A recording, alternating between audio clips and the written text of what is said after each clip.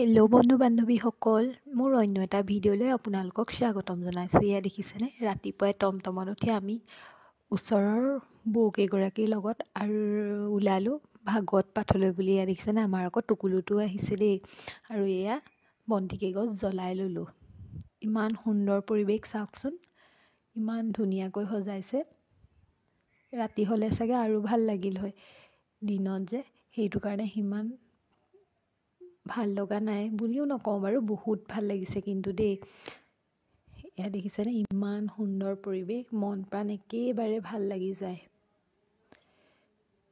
এয়া দেখিছেনে, মৎস্য, কুৰ্ম, বৰাহ, নৰসিংহ, বামন, পৰশুৰাম, শ্ৰীৰাম, হলিৰাম, বুদ্ধ, কল্কি, এই 10 অৱতাৰ ইমান সুন্দৰকৈ দেখুৱাইছে। আৰু এয়া দেখিছেনে, নামঘৰ জনা ভিতৰ ভাগ আকৌ ইমান ধুনীয়াকৈ সজাই তুলিছে। এয়া দেখিছেনে, ভকত বৈষ্ণৱহঁতে আকৌ পাঠ পঢ়ি আছে, বহুত ভাল লাগে।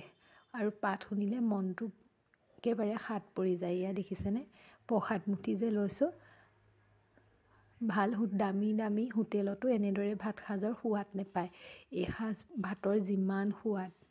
এয়া দেখিছেনে, ইমান নিয়াৰিকৈ তেওঁলোকে কামবোৰ চলাই নিছে, দেখি বহুত ভাল লাগিল দেই। আৰু এয়া দেখিছেনে, ইমান মানুহৰ সমাগম হৈছে। আৰু এয়া দেখিছেনে, এনেদৰে আদৰণি গেটখন বনাইছে, দেখি বহুত ভাল লাগিল দেই। আৰু আকৌ তাৰ মাজতে এয়া ফটো তোলাই আছে। আৰু এয়া দেখিছেনে, মোৰ আকৌ শৈশৱৰ বান্ধৱী এগৰাকী লগ পালোঁ। এয়া তাই দেখিছেনে, আৰু এয়া তাইৰ মাক। এয়া আমি আহিবলৈও হ'ল আৰু ইমান সুন্দৰ পৰিৱেশ।